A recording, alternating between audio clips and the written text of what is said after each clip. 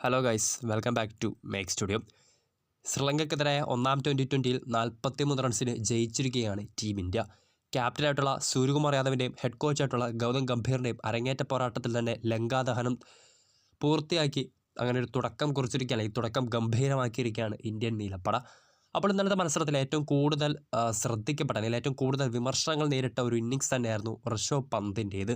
നമുക്കറിയാം, ഇന്ത്യയുടെ first choice wicket keeper ഇന്നലെ പല്ലക്കിൽ റൺസ് കണ്ടെത്താൻ പെടാപ്പാട് പെട്ട നമ്മൾ പലതവണ കണ്ട കാര്യം തന്നെയാണ്. ഭാഗ്യമില്ലായിരുന്നെങ്കിൽ ഒരുപക്ഷെ പന്ത് ഇന്നലെ റൺസ് ഒന്നും എടുക്കാതെ തന്നെ മടങ്ങിയേനെ. 38 പന്തിൽ 49 റൺസാണ് ഇന്നലെ ഋഷഭ് പന്ത് നേടിയത്.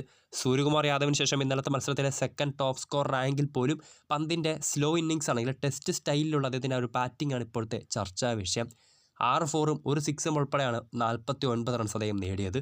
ഒടുവിൽ പതിരണയുടെ പന്തിൽ ബൗൾഡായാണ് പന്ത് പുറത്തായത്. ഇനി അദ്ദേഹത്തിൻ്റെ ആ ഒരു സ്ലോ ഇന്നിങ്സിനെ സംബന്ധിച്ച് അല്ലെങ്കിൽ അദ്ദേഹത്തെ സ്ലോ ഇന്നിങ്സിനെ കുറിച്ച് പറയുകയാണെങ്കിൽ, നേരിട്ട ആദ്യത്തെ 23 പന്തിൽ ഒരു ബൗണ്ടറി പോലും ഇല്ലാതെ 20 റൺസാണ്, വെറും 20 റൺസാണ് ഇന്നലെ പന്ത് നേടിയത്.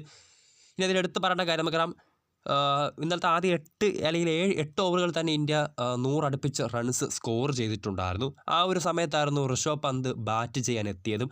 ഒട്ടും പ്രഷർ സിറ്റുവേഷൻ അല്ലാതിരുന്നിട്ട് പോലും പന്തിൻ്റെ ടെസ്റ്റ് സ്റ്റൈലിലായിരുന്നു ഇന്നലത്തെ അദ്ദേഹത്തിൻ്റെ ആ ഒരു ബാറ്റിംഗ് പ്രകടനം. മറ്റ് ബാറ്റർമാരെല്ലാവരും, മറ്റ് ഇന്ത്യയുടെ ടോപ്പ് ഓർഡർ ബാറ്റർമാരെല്ലാവരും 200 മുകളിൽ സ്ട്രൈക്ക് റേറ്റിൽ ലങ്കയുടെ ബൗളേഴ്സിനെ അടിച്ച് പറത്തിക്കൊണ്ടിരുന്നപ്പോൾ പോലും ഋഷഭ് പന്തിൻ്റെ സ്ട്രൈക്ക് റേറ്റ് 140-നും താഴെയായിരുന്നു. നമുക്കറിയാം, ഇന്ത്യയുടെ first choice wicket keeper, big ഹിറ്റുകൾക്ക് പേര് കേട്ട താരത്തിൻ്റെ ദയനീയമായൊരു പ്രകടനം തന്നെയായിരുന്നു പല്ലക്കിൽ ഇന്നലെ നമ്മൾ കണ്ടത്. മറ്റ് ബാറ്റർമാരെല്ലാം 200 മുകളിൽ സ്ട്രൈക്ക് റേറ്റിൽ കളിച്ചപ്പോൾ പോലും 140-ലായിരുന്നു അദ്ദേഹത്തിൻ്റെ ആ ഒരു സ്ട്രൈക്ക് റേറ്റ്. ഇനി ഇന്ത്യയുടെ ഇന്നലത്തെ സ്കോർ 214 റൺസായിരുന്നു. 20 ഓവറിൽ 214 റൺസായിരുന്നു ഇന്ത്യ ഇന്നലെ അടിച്ചു കൂട്ടിയത്. ഏതാണ്ട് 230-ന് മുകളിൽ പോയേക്കാവുന്ന ഒരു റൺ റേറ്റ് തന്നെ, അല്ലെങ്കിൽ റൺ റേറ്റ് വെച്ച് തന്നെയായിരുന്നു ഇന്നലെ ഇന്ത്യ കളിച്ചത്. ഏതാണ്ട് 14-15 ഓവറൊക്കെ ആയപ്പോഴത്തേനും ഇന്ത്യ 200 റൺസ് അടിച്ച് എടുത്തേനെ.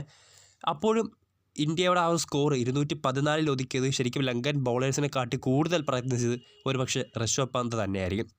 അദ്ദേഹത്തിൻ്റെ ആ ഒരു സ്ലോ റേറ്റിലുള്ള ഇന്നിങ്സ് കൊണ്ട് തന്നെയാണ് ഒരുപക്ഷെ ഇന്ത്യയുടെ സ്കോർ 230-ന് മുകളിൽ പോയേക്കാവുന്ന ഒരു സ്കോർ 214 വരെയെങ്കിലും പിടിച്ച് നിർത്താൻ ലങ്കൻ ബൗളേഴ്സിന് സാധിച്ചത്.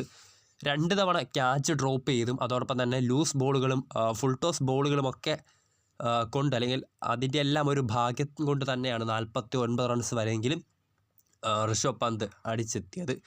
അവസാന T20-യിൽ മികച്ച പ്രകടനം പുറത്ത് നമുക്കറിയാം, സിംബാബ്വേക്കെതിരെ അവസാന T20-യിൽ അർദ്ധ സെഞ്ചുറി നേടിയ സഞ്ജു സാംസന് പകരമായിട്ടാണ് ഇന്നലെ ഋഷഭ് പന്ത് പ്ലേയിങ് 11-ൽ ഇറക്കിയതും. സോ ഇപ്പോഴത്തെ രണ്ടാം T20 ഇന്ന് നടക്കാൻ പോവുകയാണ്. ആദ്യ T20-യിൽ ദയനീയ പ്രകടനം പുറത്തെടുത്ത ഋഷഭ് പന്ത് ഒരു പക്ഷേ ഇന്ന് മികച്ച പ്രകടനം പുറത്തെടുത്തേക്കാം.